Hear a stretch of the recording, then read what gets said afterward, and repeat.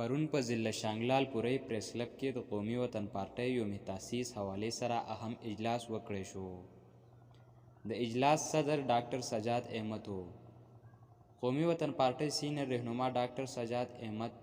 ایډوکیټ شاه سعود، انور علي غوربندي، صدر بټګرام تحصیل نثار خان، الپورۍ تحصیل چیرمین زور احمد خان او محمد افضل اجلاس ته تقریر وکړو. منته د ربیع الاول په مبارکه میاشت کې لکه څنګه چې تاسو ټولو ته پته ده، د فرانس په حکومت سرکاري سطح منته د حضور صلی الله علیه وسلم خاکي سرکاري امارتونو منته تاسو ټولو به اورېدلي په ټي وي منته په میډیا منته موږ د هغې شدید مذمت کوو. قومي وطن پارټي شانګله او موږ د حکومت وخت نه دا مطالبه کوو لکه څنګه چې د ترکي اسلامي ملک صدر د هغوی سفیر د خپل ملک نه وخت کې دی او هغوی خپل سفیر د ترکي ته واپس را لېږلی دی، نو دغه شانتې چې زموږ حکومت فلفور د فرانس سفیر چې کوم دی هغه د دې ملک نه بدر کړي. ځکه او په دویمه پیره چې کوم الیکشن کېده نو په هغې کې دا خبره کېده چې که تاسو شوکت یوسفزۍ له ووټ ور نه کړو نو تاسو خلک کافران شوئ، ځکه چې شوکت یوسفزۍ چې کوم دی هغه سپیکر کېږي، هغه شانګلې نه بل څه شی جوړوي، ووټ ورکوي. ما په هغې کې او په د اتحاد زمونږ د اپوزیشن سره شی په هغه ټایم کې ما د مسلم لیگ سره د رشاد خان سره ما اعلان کړی و چې د خلکو هغه رایې ما ټوټل ولیده چې نه ووټ په شوکت صاحب له ورکوئ ځکه چې شانګلې ته فایده رسي. نو موږ خپل هغه فیصله دې ځای کې بدله کړه او موږ د شوکت طرف ته دغه وکړه چې موږ هم شوکت ته ووټ ورکوو خو چې د شانګلې له څه خوشحالي راشي. تاسو وکته د وروستو د 2 میاشتو نه زموږ ایکسپریکس وی چې کوم منظور شوی و هغه زموږ دغه نه ووته، د ای ډي پي نه ووښکلی شو او زموږ وزیر صاحب ناست دی، ښه طاقت دی ورسره، ښه پاور دی ورسره. هغه وایي چې 34-35 ارب روپۍ ما په دې شانګله کې لګول دي، جو که تاسو ته معلوم وي او تاسو ته ښکاري چې 34-35 ارب روپۍ په کوم ځای کې لګېدل دي، ما ته خو د هغې څه وضاحت ځای نه ښکاري. او د جمعې په ورځ به انشاءالله تاسو ټول ناسې زما تاسو نه دا موږ به پروګرام تاسو له جوړو، تاسو نه به دا تمه او توقع کوو چې د دې ځای نه به ځو هلته به په هغه جلسه کې بھرپور شرکت کوو. ایپیک کې زمونږ سوات او د شانګلې چې کوم دغه دی دا روټ دی دا لاندې په ای ډي پي کې منظور شوی او بیا د پي ټي آی حکومت یا مراد سعید ویستل دی. موږ دا قرارداد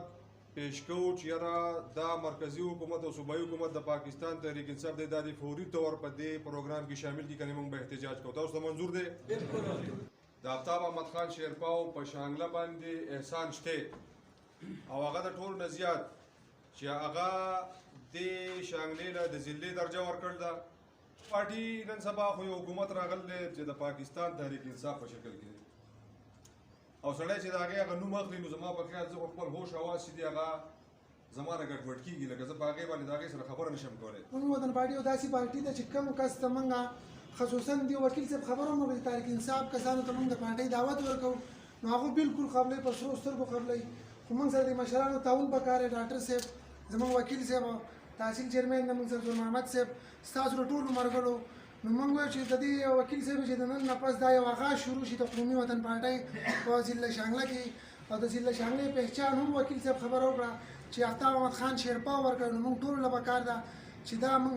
مخ په وړاندې بوځو او د هغه شکریه په دې دغه کې ادا کړو چې د هغه پارټي دلته ختمه نه ده او انشاءالله سره زموږ د پارټۍ د یوم تاسیس باره کې چې کوم پروګرامونه روان دي دا چې زموږ په اسلام آباد پریس کلب کې یو پروګرام شوی دی،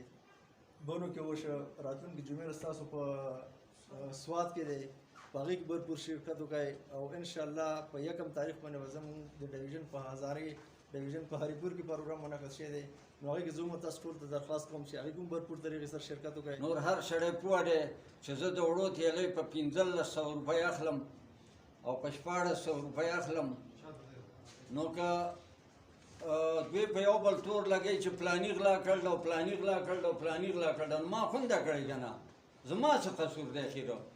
قصور ټول ما له راغی کېږي په دې وجه نه چې موږ لږ یو موږ مایوسه کېږو کېږی به نه ولې چې پښتون وایي سپی په صبر او مري په غیرت موږ چاته په ډېرو باندې نه په اجلاس کې د پارټۍ کارکنانو د قومي وطن پارټۍ اتم یوم تاسیس سوات جلسه کې په ګڼ شمېر شرکت کولو فیصله وکړه